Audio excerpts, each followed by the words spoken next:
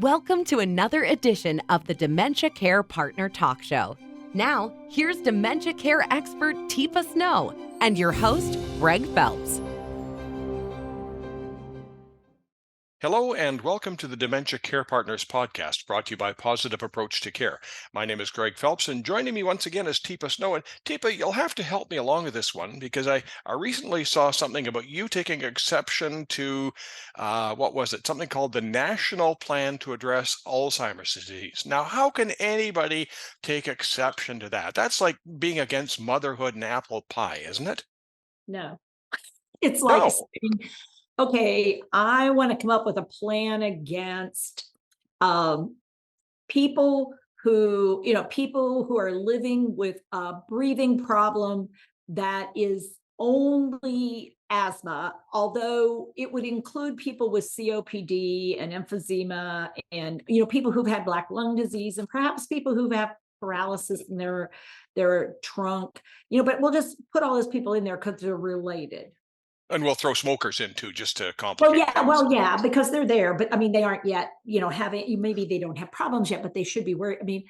If you're going to call something a national plan, I truly believe it should really address well the population you're serving. And I fail to see why continuing to call something Alzheimer's and related dementias or related diseases is still considered an okay thing to do when we know God gone well that really it is a dementia, a syndrome of dementias, and under that umbrella of dementias, Alzheimer's occurs.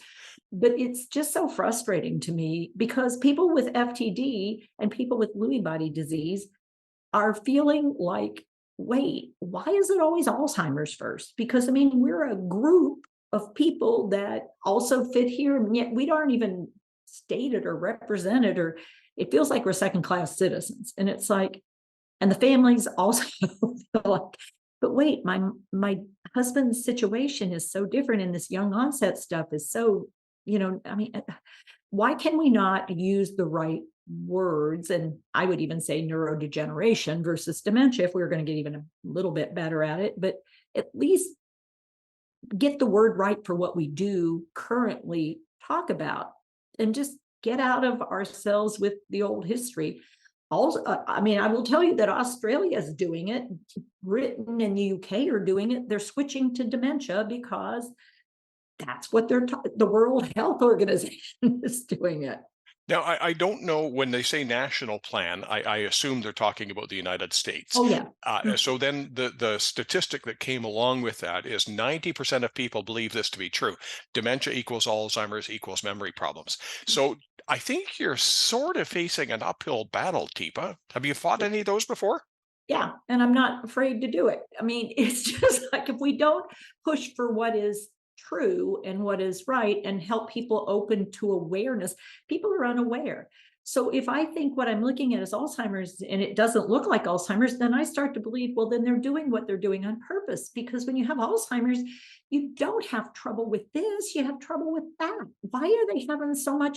It's like he doesn't even care about what I think anymore. And he doesn't have any empathy. And he can't, he can't even, and so you see in me this frustration and my sense of he's doing this on purpose. He could do better than this because people with Alzheimer's they say how they stay socially appropriate. And it's like, and he's spending money that we don't have. And he knows better than, and so this whole idea of impulsivity and gambling, there's, when you have Lewy body or you have frontal temporal, you're much more likely to get that than when you get Alzheimer's. So if you don't understand that there's a big umbrella and there are things under that, it's time to get aware. And Greg, the interesting thing is I just did a workshop for this fiduciary individuals who are supporting people living with some sort of dementia in California. It was a webinar we did. And anosognosia was identified as the inability to truly appreciate and understand the disease and the changing ability that you might have related to it. And so, people were talking about how people living with dementia frequently have a lack of self-awareness and changing abilities. And it's like, well, yeah, that's pretty common.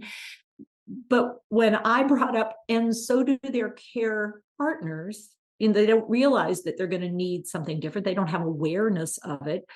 And frankly, so do professional care providers. I mean, we have numbers of physicians who say, well, what does it matter what kind it is anyway? So I mean, what does it matter whether we have people identified early? There's nothing we can do much anyway until there are problems. And it's like, when are we going to get out of this mode? And if we don't start holding people accountable, I don't know how you change it, frankly. Is that because, and I'm being slightly facetious, is that because we can't prescribe a pill to fix it? Like this is one of those frustrating Mhm. things Mhm. where the medical community can say, you've got it. They don't always identify it, but Yeah.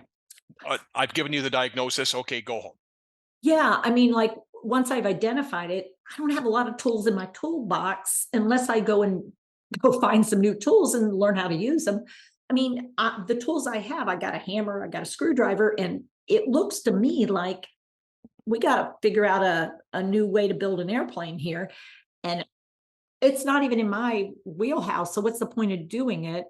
And yet, what we know is the meds that are being used for people living with various dementias are all too often harmful and risk provoking.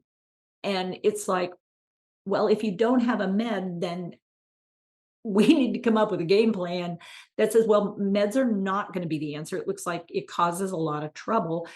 We need some other treatment approaches. Are you saying you don't want to be the primary on this? If so, then abdicate and say, you know what, I'm here for when you have a medical problem, but what you're going to need is a dementia specialist, and I'm not it But because that's not my practice. is there a danger to simply calling everybody an Alzheimer's sufferer? I mean, is there Oh, any real harm to that? Because I mean, there's what 120 different forms of dementia. I can't list them all off. I mean, I can say to my neighbor, so and so's got Alzheimer's, and they instantly know that he's got problems. And if I start running down the list of all the other potentials, their eyes glaze over, and we sort yeah. of lose them. Well, it does matter, Greg. And I would say, so if I describe, that my partner is thinking I'm cheating on them, that people are coming in here at night and trying to poke sticks at them, and that also that, they can't eat because, people are trying to poison them.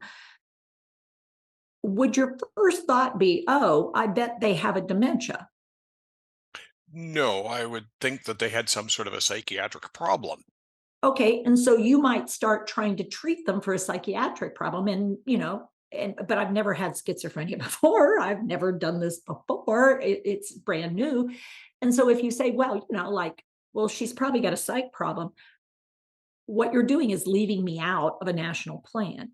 If, however, you say, oh, well, she must have Alzheimer's plus psychoses, you could still choose to try a medication on me that has actually got a black box warning around it and could, in fact, impair me for the rest of my life or even result in my pre premature death because it affects my extrapyramidal system in such a significant way, and I can't recover from it. So, what do you think? I'm being facetious back. So, do you ever feel like a lone voice in the wilderness trying to get some attention to this problem? Like, people say, "Well, what's in a name?" What harm can come of it? But you're outlining some of the major concerns.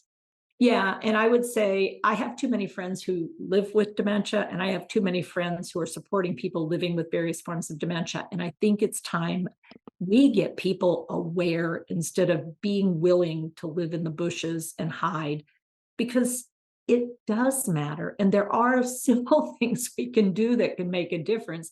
But we've got to quit believing that it's all just it what is it? It walks like a duck and quacks like a duck. It's a duck. And it's like, wow, there's a lot of different waterfowl out there. And I sure hope you're not thinking the swan is a duck, because that is not going to work.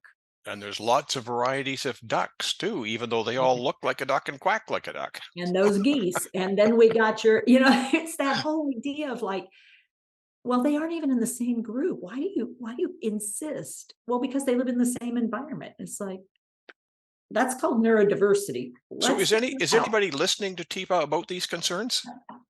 Well, I mean, I feel like we've turned a corner in that in Australia, we've gone from dementia, what Alzheimer's Australia, and in Canada it was the Alzheimer's Society. There are places that are changing to dementia. I mean, they really are. And so it's like, I'm just hoping the US and some of the leading organizations here will finally let go, not give up, but just let go of the need to use an inaccurate word for the mission we should all be on.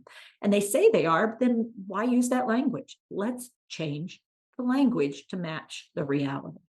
Teepa, thank you very much. Thanks, Greg. You've been listening to the Dementia Care Partners podcast, brought to you by Positive Approach to Care. For more information on today's program and many other topics and services, visit teepasnow.com. Hi, I'm Teepa Snow, and you just found our YouTube channel and watched one of our videos. I'm the owner and founder of Positive Approach to Care. Thanks for watching, and if you liked, if you have a comment about, or you would, please share it with people you know. Oh, and if you haven't yet done it, consider subscribing.